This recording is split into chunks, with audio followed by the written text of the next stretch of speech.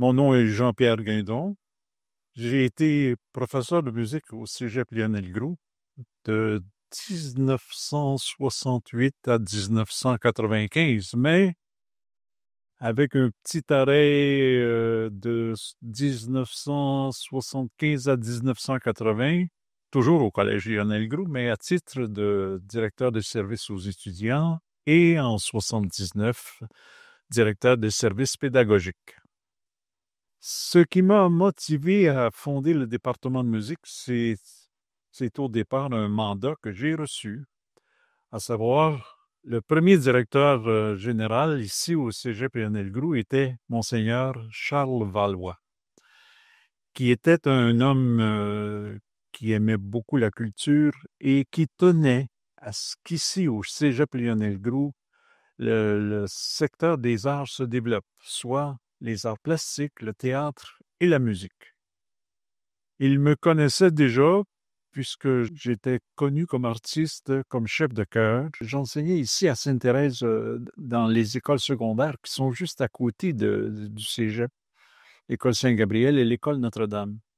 Alors il m'a invité, il m'a proposé, il m'a demandé si je souhaitais mettre en place le département de musique.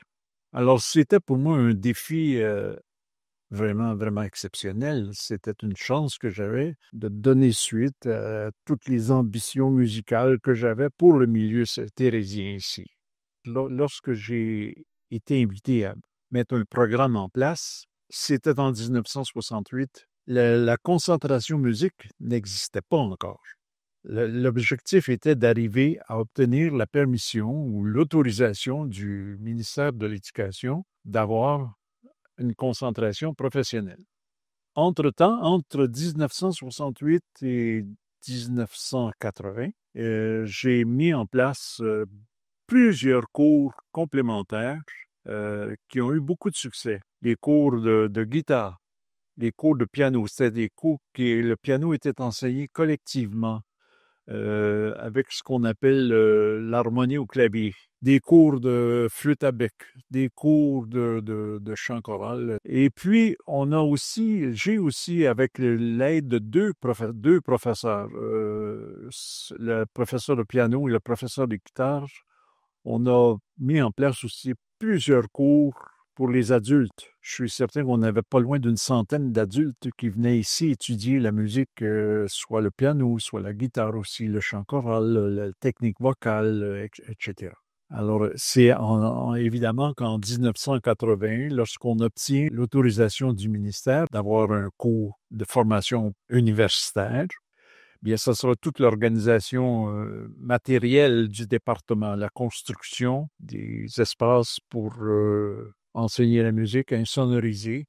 Il fallait, dans un premier temps, trouver un endroit dans le collège aussi, ce qui n'était pas évident. Alors, c'est là que, après avoir visité plusieurs lieux et avec l'autorisation, évidemment, de la direction du cégep, on a décidé d'installer le département de musique dans l'aile Sauvé. C'était uniquement le sous-sol de l'aile Sauvé et le premier étage, qui était à l'époque des chambres d'étudiants. Et la longe, qui est maintenant au bout de l'aile Sauvée, ça s'est fait ça après que j'ai été parti, moi.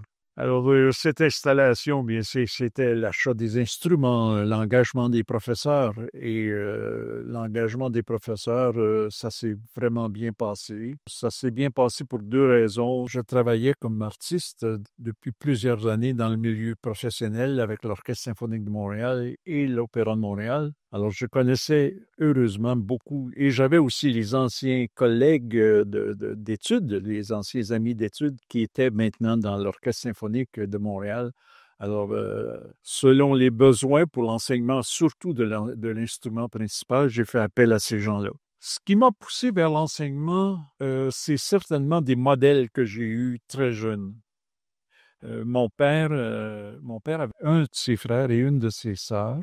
Les deux étaient religieux. Le prêtre, c'est avec lui que j'ai vraiment poussé des études quand j'étais au collège, au petit séminaire d'Ottawa, puisque c'est lui qui enseignait la musique. Tous les jours, il me donnait une petite leçon, des fois 5 minutes, 10 minutes, mais tous les jours.